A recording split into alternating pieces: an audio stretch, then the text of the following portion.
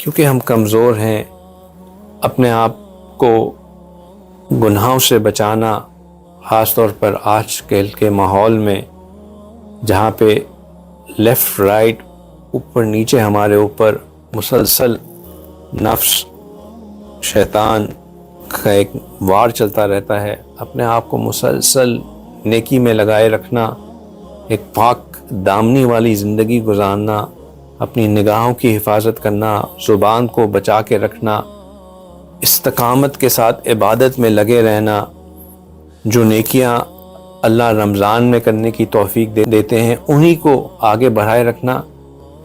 پھر میں یہی کہوں گا کہ اللہ ماشاء اللہ سب کے لیے یہ کرنا مشکل ہے. ہم پھسل جاتے ہیں، ہم گر جاتے ہیں، پھر وہیں آ کھڑے ہوتے ہیں جہاں سے ہم شروع ہوئے تھے، دل کو ویسا ہی خالی پاتے ہیں جہاں سے معاملہ شروع ہوا تھا. کیا یہ اچھی بات ہے؟ کیا ایسا ہی ہونا چاہیے؟ کیا دوبارہ گر جانے پر، زیرو ہو جانے پر، انہی گناہوں میں واپس چلے جانے پر، یا اسی طرح اپنے اندر سستی کو پا لینے میں، یا نمازوں میں کوتاہی ہو جانے پر، نظروں کو بے قابو ہو جانے پر، ذکر سے دور ہو جانے پر ہمیں گیو اپ کر دینا چاہیے؟ کیا ہمیں یہ اس بات کو مان لینا چاہیے کہ نہیں، میرے اندر یہ قابلیت نہیں ہے کہ میں اچھا بن سکوں؟ کیا یہ سٹیٹمنٹ اگر دل میں آئے کہ بھائی یہ سب کام کسی اور کے لیے ہیں، میں ان پریشیس سلیکٹڈ لوگوں میں نہیں ہوں، میں عام ہی بندہ صحیح ہوں، بس دیکھی جائے گی جو ہوگی، اللہ مالک ہے؟ نہیں، ہرگز نہیں. انسان کی کامیابی اس بات پہ نہیں ہے کہ وہ کتنا آگے بڑھ جاتا ہے. دنیا میں کامیابی اس بات پہ ہے کہ وہ گرنے کے بعد دوبارہ کھڑا ہوتا ہے کہ نہیں ہوتا ہے. اللہ سبحانہ تعالیٰ نے جو کرائٹیریا لکھا ہے یا رکھا ہے وہ مجاہدہ ہے. اللہ سبحانہ تعالیٰ کو مجاہدہ پسند ہے. اللہ تعالیٰ چاہتے ہیں کہ ہم اسٹرگل کریں. اللہ تعالیٰ چاہتے ہیں کہ ہم اگر گرتے ہیں تو پھر دوبارہ کھڑے ہوں. اگر ہمارے پہ نفس غالب آ جاتا ہے تو ہم ہمت نہ ہار جائیں، بلکہ یہ دوبارہ عزم کریں کہ اب میں نے پھر اپنے نفس کو شکست دینا ہے.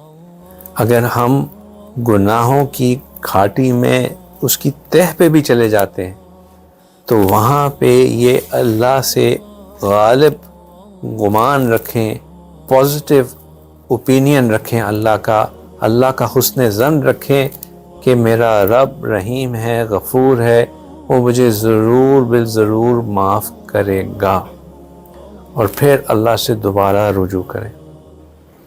Giving up is not an option.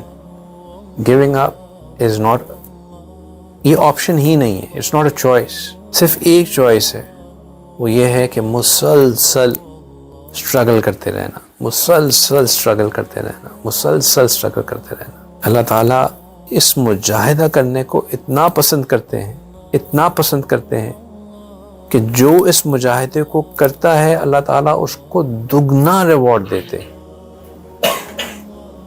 اس کو دگنا اجر دیتے ہیں. کیوں دگنا اجر دیتے ہیں؟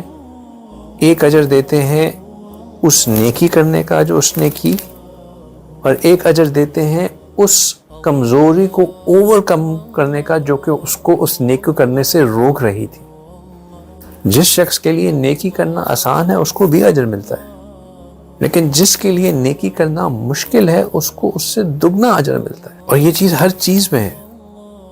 آپ سب بخوبی جانتے ہیں کہ جو شخص قرآن پاک کو ترتیل کے ساتھ، فلو میں، صحیح مخارج کے ساتھ، تجوید کے اصولوں کے ضوابط کے مطابق تلاوت کرتا ہے وہ بہت اچھی تلاوت کرنے والا ہے. اس کو اللہ کو ایسے لوگوں، ایسے صحابہ کرام بھی گزرے ہیں جن کی تلاوت سننے کی خواہش اللہ سبحانہ تعالیٰ خود فرماتے تھے. نبی پاک صلی اللہ علیہ وسلم کے ساتھ ہاتھ پیغام بھجوایا کہ ان کو کہیں کہ تلاوت کرتے رہیں، اللہ ان کی تلاوت کرنا پسند کرتے ہیں. لیکن ساتھ ہی نبی پاک صلی اللہ علیہ وسلم نے یہ بھی فرمایا کہ جو شخص تلاوت کرنے میں اٹکتا ہے، جس کو قرآن پاک پڑھنا مشکل لگتا ہے، جس کے لیے الفاظ کی ادائیگی، زبان کے اوپر فلوئنسی نہیں ہے، لیکن وہ پھر بھی کوشش کرتا رہتا ہے، اپنے لیے سٹرگل کرتا ہے، ایک استاد کے ساتھ پڑھتا ہے، دوسرے استاد کے ساتھ بیٹھتا ہے، قاعدہ کھول کے مخارج سیکھنے کی کوشش کرتا ہے، ہجے کرتا ہے کہ میں ایک ایک کر کے الفاظ صحیح ادائیگی کر سکوں۔ اس کو ایک لائن پڑھنے میں اتنا ٹائم لگ جاتا ہے جتنا دوسرا شخص ایک پورا رکوع پڑھ لیتا ہے۔ اس ایک لائن پڑھنے والے کو زیادہ اجر ملتا ہے اس شخص سے جو کہ اتنے ہی ٹائم میں ایک پورا رکوع پڑھ لیتا ہے۔ کیوں؟ اس لیے کیونکہ وہ مجاہدہ کر رہا ہے، وہ سٹرگل کر رہا ہے، وہ دکھا رہا ہے اللہ کو اپنی محبت کے، یا اللہ اگرچہ کہ آپ نے فی الحال مجھے وہ صلاحیت، وہ طاقت، وہ قوت نہیں دی، لیکن I'm not giving up, I'm doing it۔ شیطان ہمیں آ کے کہتا ہے کہ یار تمہاری تو نمازیں ہی بیکار ہیں۔ بہت سے علماء اور مشائخ اپنے بیانات میں بھی تنبیہ کرتے کی نیت سے یہ بات کہہ دیتے ہیں کہ اگر ہماری نماز، اللہ تعالیٰ نے فرمایا کہ نماز گناہوں سے روکتی ہے، اگر ہم نماز پڑھنے کے باوجود گناہ سے نہیں رک رہے، اس کا مطلب ہے کہ ہماری نمازیں ہی خراب ہیں، ہماری نمازوں میں خشوع نہیں ہوتا، ہمارے دھیان ادھر ادھر جاتا رہتا ہے، کس قسم کی نمازیں ہم پڑھ رہے ہیں۔ صحیح کہتے ہیں، ہمیں سوچنا چاہیے کہ ہم کس قسم کی نماز پڑھ رہے ہیں، لیکن اس کی ایک فلپ سائڈ بھی ہے۔